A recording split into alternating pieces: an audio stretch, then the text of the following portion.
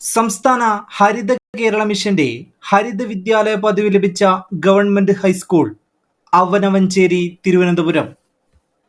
Indian ബഹിരാകാശ വകുപ്പിന്റെ നിയന്ത്രണത്തിൽ ആരംഭിച്ച കേന്ദ്ര പൊതുമേഖലാ സ്ഥാപനം ന്യൂ സ്പേസ് ഇന്ത്യ ലിമിറ്റഡ് മാതൃകയിൽ കേരളത്തിൽ പ്രഖ്യാപിച്ച പദ്ധതി കെ സ്പേസ്. കാനഡയുടെ പുതിയ പ്രധാനമന്ത്രി മാർക്ക് കാർണി.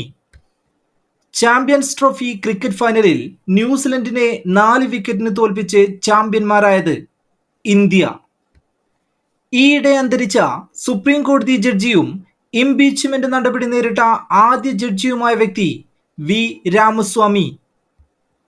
വ്യാജ വെളിച്ചെണ്ണയെ തടയാനായി ഭക്ഷ്യസുരക്ഷാ വകുപ്പ് ആരംഭിച്ച സ്പെഷ്യൽ ഡ്രൈവ് ഓപ്പറേഷൻ ഓയിൽ. സ്വാതന്ത്ര്യ സമര സേനാനിയും കമ്മ്യൂണിസ്റ്റ് കർഷക നേതാവുമായിരുന്ന കെ മാധവൻ പുരസ്കാരത്തിന് അർഹനായത് കെ എൻ പണിക്കർ.